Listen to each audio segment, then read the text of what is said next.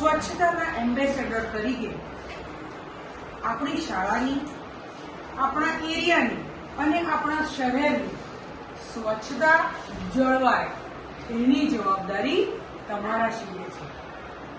તો તમારે શું ધ્યાન રાખવાનું છે? આપણા ઘરમાં, આપણી શાળામાં અને આપણી આજુબાજુ જે જુદા જુદા પ્રકારનો કચરો નીકળે છે એ કચરો જુદા જુદા રંગની ડસ્ટબિનમાં યોગ્ય રીતે નંખાય. આ તમારે ખાસ ધ્યાન રાખવાનું છે. હવે તમારી સામે 4 જુદા જુદા રંગની ડસ્ટબિન છે. તો આ છે વાદળી રંગની ડસ્ટબિન. વાદળી રંગની ડસ્ટબિનમાં તમને ખબર છે કેવો કચરો નાખીએ છીએ આપણે? સૂકો કચરો. પેન્સિલની છોલ, કાગળ, વાટી વખતે જે રેતી અને માટી નીકળે એ પણ આપણે ક્યાં નાખીએ છીએ? વાદળી રંગની ડસ્ટબિનમાં. એ સિવાય લીલા રંગની ડસ્ટબિનમાં આપણે કયા પ્રકારનો કચરો નાખીએ છીએ? ભીનો કચરો. ભીના કચરામાં આવે પહેલો તો એક્વા, એના પછી આવે શાક. છોડીએ તો શાકના જે છાલ નીકળે, ડીટા નીકળે, બિયા નીકળે, બરાબર. પછી આપણા ઘરમાં આપણે ફળ ખાતા હોઈએ તો ફળની પણ છાલ અને બિયા આપણે ક્યાં નાખશું? લીલી ડસ્ટબિનમાં.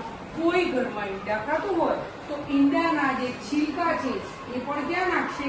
લીલી ડસ્ટબિનમાં આવશે. એના પછી આવે કાળી ડસ્ટબિન.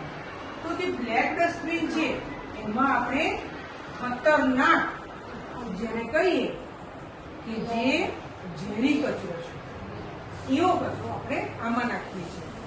મચ્છર ભગાવવા માટે આપણે ઘરમાં મચ્છરની રિપેલેન્ટ વાપરીએ છીએ ને, ગુડ નાઇટ છે, પછી બીજું કયું હોય છે રાવણનું મચ્છર તો એ બધાની જયારે રિપીટ ખલાસ થઈ જાય છે તો આપણે એને જેમાં નાખવાની છે? આમ. તમારા પપ્પા બ્લેડ વાપરે છે દાઢી કરવા માટે, પછી એ બ્લેડ બૂટી થઈ જાય તો આપણે કયા રંગની કચરા ટોપલીમાં નાખવાની? બ્લેક. શાબાશ. તમારા ઘરમાં જો આરો હોય અને આરોની સફાઈ કરવા માટે આપણે જયારે માણસ બોલાવીએ તો એ પણ અંદર એના જે પાર્ટ્સ હોય છે એનું જે ફિલ્ટર બદલે છે તો એ જૂનું ફિલ્ટર હોય એને ક્યાં નાખવાનું હોય છે? બ્લેક. બહુ સરસ રીતે તમે સમજી ગયા છો. હવે વારો આવે છે બોલો રેડ જે ડસ્ટબિન છે એમાં આપણે નાખીશું સેનેટરી પેડ્સ.